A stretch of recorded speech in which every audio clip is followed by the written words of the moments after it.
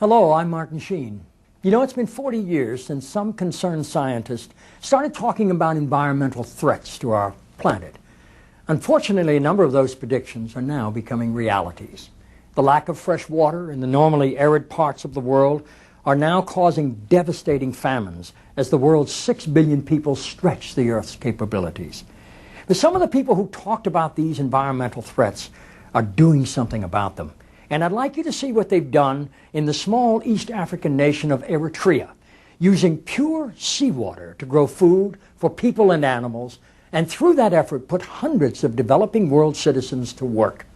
As you watch this incredible story unfold, just imagine it happening in thousands of other places, from the Red Sea to other coasts of Africa, to India and Asia, to Mexico, where it's already begun, and on to South America, a project for the whole world.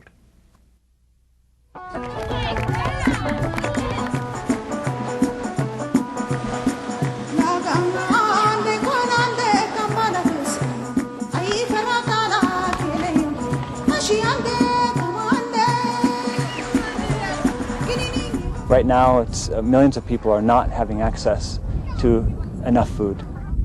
Every day, each person needs about 2,100 kilocalories, and they're not getting anywhere close to that.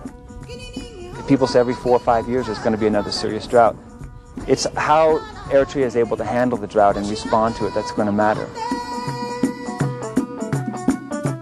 It is a mere dot, a blur on a spinning globe. A drought-ridden North African country, only slightly larger than the state of Pennsylvania, its coastline lying parched against the Red Sea.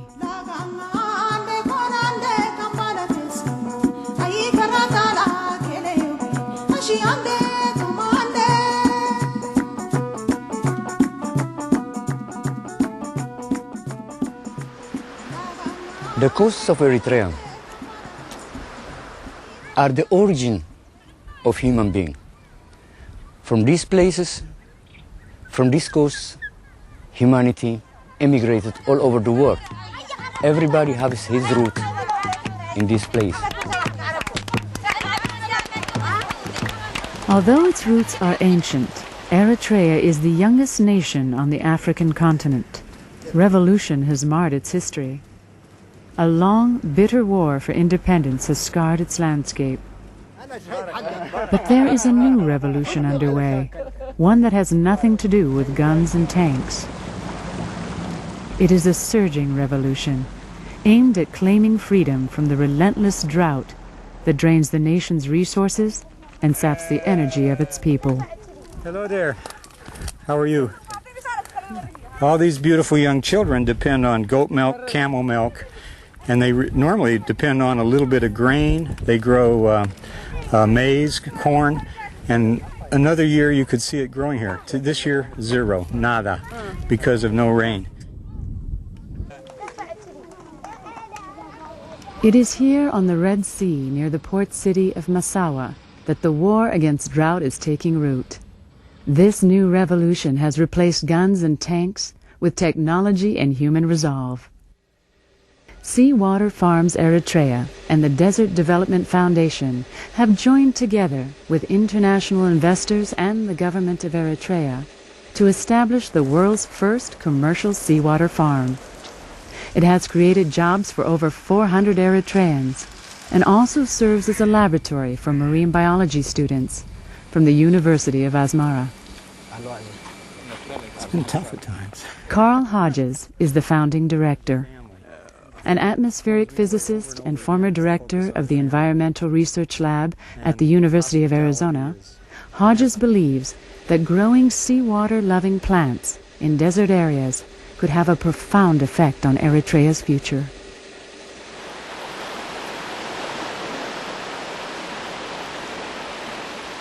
This technology, seawater agriculture, when it's finally in all of its glory with maybe 20 or 30 agronomic crops, with a whole spectrum of aquatic animals, will eliminate the possibility of famine in Eritrea forever. It will be gone. And in fact, it will make Eritrea an exporter of food. So it has tremendous potential. The benefits are threefold. Exporting seafood brings dollars into Eritrea's economy and provides employment for its people. The principal field crops of salicornia and mangrove have many uses, including much-needed ruminant feed for the country's livestock.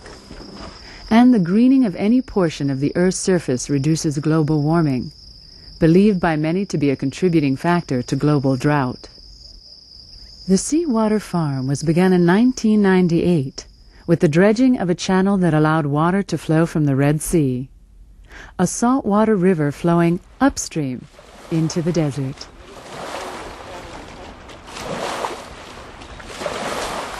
Freshwater agriculture was invented about 10,000 years ago.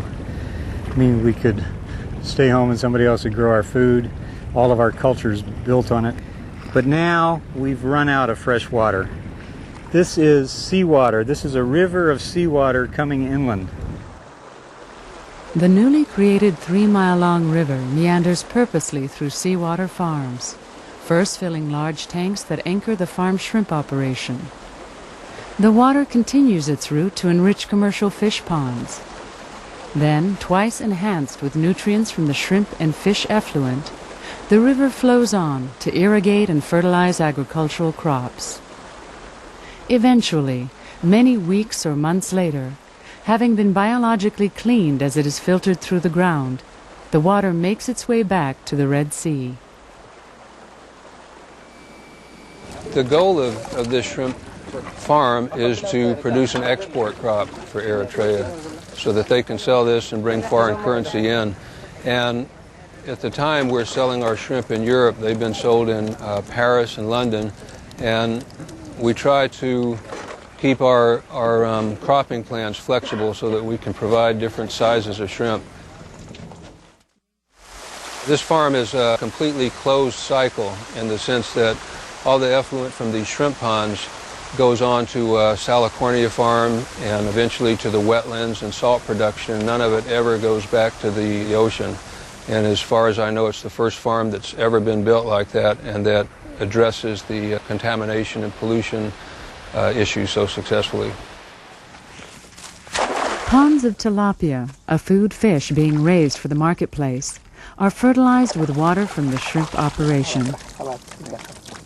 Later, the enriched pond water is siphoned off to irrigate fields of salicornia.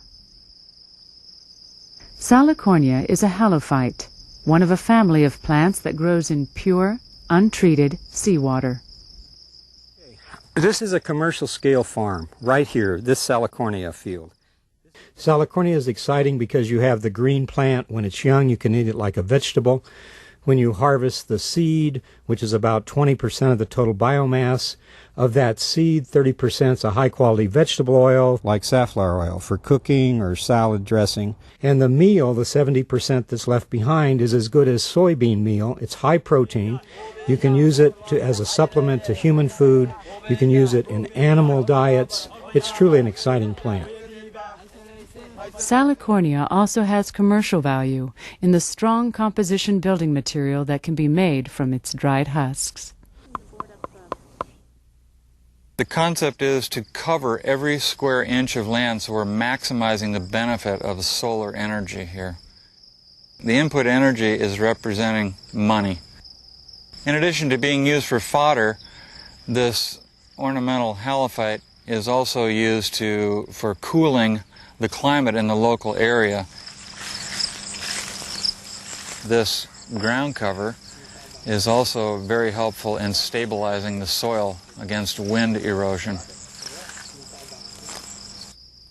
This plant, if I don't break it off, has something underground that is critically important. Let me rinse it off. This sand that plant was growing in has essentially no carbon. This root structure is a carbohydrate. Good agricultural soil, which this will become over many, many years, has 16 to 18% carbon. So what we've done is we've taken fossil fuel, oil from plants millions of years ago, put it into the air as carbon dioxide. Made our life good by using energy. We're now, with intelligence, taking it back out, generating wealth. This is wealth, above ground wealth, and we're creating high carbon level soil for future generations. This is the way to solve global warming.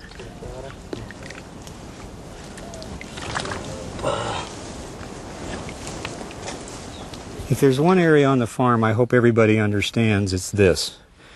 This is seawater forestry farming. It is not forestry in the classical sense. These are mangrove trees that are 2 years old. They were seeds 2 years ago. When we planted them, 25 per square meter. We planted them this far apart. Then, when they were 1 year in, we cut every other tree. When we did that, we got an incredible yield. We got 10.6 metric tons of stems per hectare per year. Probably more importantly, we got 18 metric tons of leaves for animal feed, dry weight of leaves, and we left 35 tons of roots per hectare stored in the soil. These are the roots of the mangroves. It makes roots and sticks them up so that even when this is being irrigated, it can breathe oxygen. This was the diameter of a mangrove tree 1 year old. Here's one 2 years old. You can see the incredible growth. With this part missing, that's what a mangrove seed looks. It falls, the roots start out, find the ground, it turns up, and in 2 years, that'll be a tree this big. As the trees get bigger, they're building material. And as the forests increase in density, they will provide firewood. Already a commercial honey crop is being harvested. Flamingos, herons, and more than 200 other species of birds have already found refuge in the fledgling forest. The mangrove industry has also offered a haven for a cooperative of women who have become the guardians of the forest. They pick and sell the mangrove leaves that are used as a component for animal feed. So this is like the pilot group. It's 27 widows, mostly, not all of them. But the idea is to have a program where they can have education. But the main thing is to achieve that these women become self-sufficient from the forestry. So these women are experts on mangroves. They know how to grow it, take care of them, the seeds, the times, everything. They can teach you whatever you want to know about mangroves. The number, thousands. Literacy here in Eritrea is very, very, very low. I don't know exactly, but I don't think none of the women knew how to write and read before coming here. And now, mostly all of them know how to do that.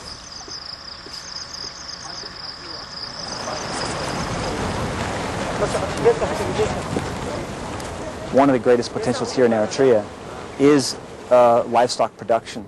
Obviously in a place like this that's drought prone, you can't really talk about growing large amounts of wheat and large amounts of cereals here. So we have to look at livestock.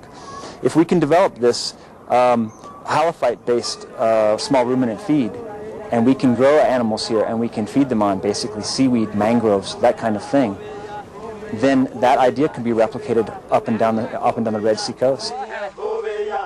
Why couldn't we do it in any place along any coastline where seawater plants grow and there's a need for economic development, which describes a tremendous part of the world? The Eritrean coastal area is the origin of human being.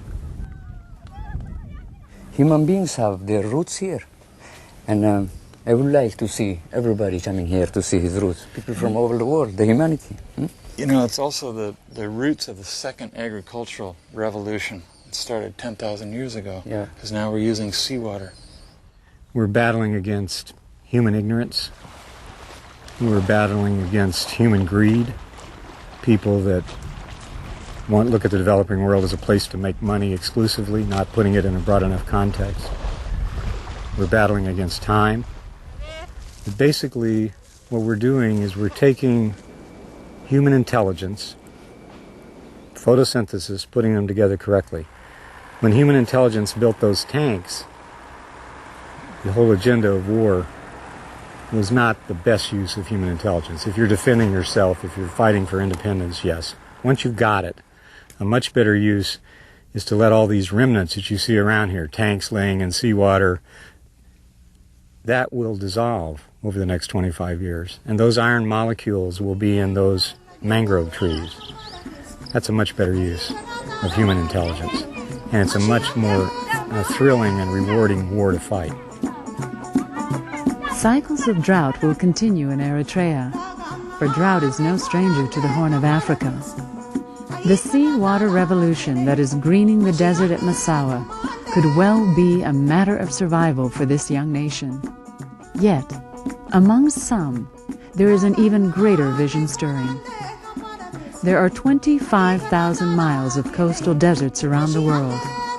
The ultimate goal lies further than the eye can see and the ocean's flow.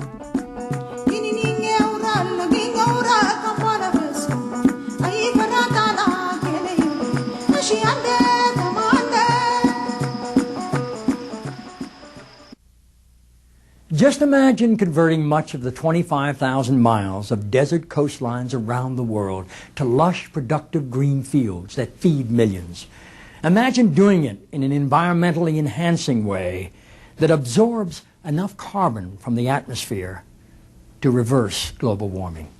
And doing it all using the unlimited seawater and sunlight that surrounds our planet. What an amazing opportunity for our future. If you'd like to join me and find out what you can do to help make this vision a reality, visit our website at seawaterforest.org.